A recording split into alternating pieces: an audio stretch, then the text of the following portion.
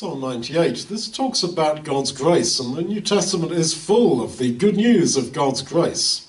Grace means an undeserved gift, a pure gift that God simply gives.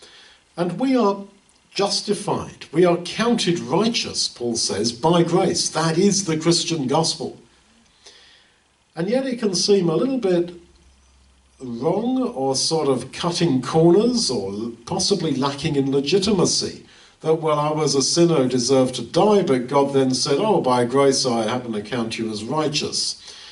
This theme is explored here.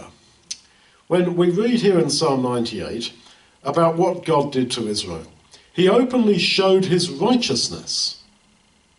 He remembered his grace so that all the earth has seen the salvation of our God. They've seen God saving Israel. So, his righteousness, his grace, his salvation. This is exactly the sort of message that Paul gives us. It means that although we are saved by grace, it's not as if it's unfair.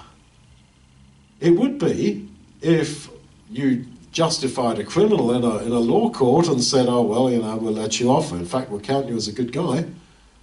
No. But we're dealing with God. And his dimensions of righteousness are different to ours. Grace is part of his character. It is part of his name. And therefore, grace is righteousness. Grace is justice. It is quite okay for him, maybe not for us, but for him, to look at us as sinners and say, I really count you as righteous because that's my grace. And grace is part of my justice and righteousness. His justice and righteousness is not our conception of justice.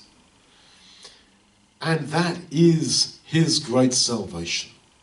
So don't think that you've got cheap grace, that you've had corners cut.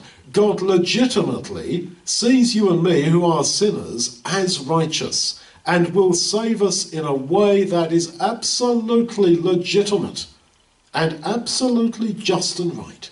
And that is the beauty and the wonder of the wonderful plan of salvation by grace that there is in the Lord Jesus Christ.